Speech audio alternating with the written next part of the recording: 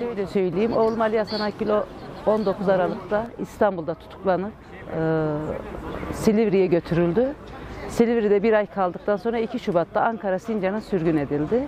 Bu sürgün sevkler sırasında Ankara Sincan'a geldiklerinde hapishanenin insanlık dışı olduğunu fark ediyorlar ve Adalet Bakanlığı'na bir dilekçe yazarak burada ceza çekilmez, hani havasız, güneş yok, bu tür taleplerini söyledikleri zaman Adalet Bakanlığı Ali Hasan ve Ali Aracı'ya olumlu ya da olumsuz herhangi bir cevap göndermiyor ve oğlum Ali Hasan Akgül 18 Şubat itibariyle süresiz açlık grevine giriyor diye adlandırılan ama halk dilinde kuyu tipi diye bilinen hapishanelerde tutuklu bulunuyorlar ve oğlum Ali Hasan Akgül tutuklu.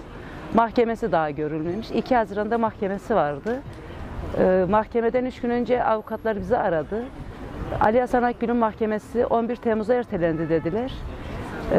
Dosyaya başka bir dosya eklenmiş ve 33. Ağır Ceza'ya gönderilmiş bu dosya. 33. Kaçıncı ağır cezadaydı önce? 24. Ağır Ceza'daydı. 33. Ağır Ceza'ya gönderiliyor ve 33. Ağır Ceza 11 Temmuz'a erteliyor mahkemeyi. Böyle süreç devam ediyor. En son dün gördü, kız kardeşi gitti gördü. 23 yaşında kızım. Ben gidemedim. Ali Hasan Akgül'ün artık çok ciddi kilo kaybı olduğunu, oğlumu. Ali Aracı'nın da durumunun iyi olmadığını. Çünkü görüşü Ali Aracı da çıkmış. Kızım onu da görmüş. Artık vücut ısısını kaybettiği için üst üste kazakların üzerine polar giyinerek görüşe çıkmışlar. Görüş esnasında fotoğraf çekmek istemişler. Yalnız fotoğraf çekmeye de müsaade edilmemiş. Makinemiz bozuk demişler. Makine bozuk değil halbuki. Basınla paylaşmayalım çünkü çocuklarımızın durumu artık kötü olduğu için fotoğraf çekmiyorlar. Sincan'da başka açlık grevinde olanlarımız da var. Ağız içi yaraları başlamış. Çocuklarımızın talepleri kabul edilebilir talep olduğu halde hala da talepler kabul edilmiyor.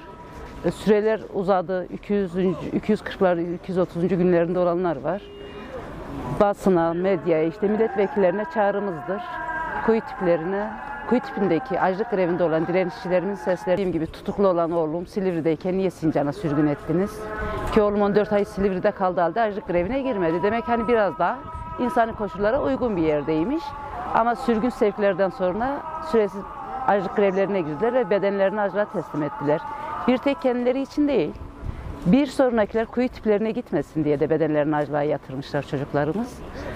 Havanın, güneşin olmadığı yerde, 3 aşamalı tel örgülerle kapatılan ufak camlarında hava bile içeriye girmiyor. Camdan dışarıya bakan dediğin zaman dünyanın o gökyüzünün masmavi olan kısmının bile bir noktasını göremiyorsun. Havalandırma 1 saat, 1,5 saatle sınırlı zaten.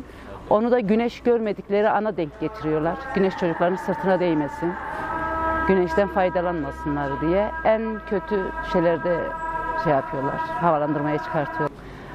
Bir Kurban Bayramımız geçti. Herkes sofrasına oturdu. Bizler sofraya oturmadık çünkü çocuklarımız bedenlerini açlığa yatırmışlar.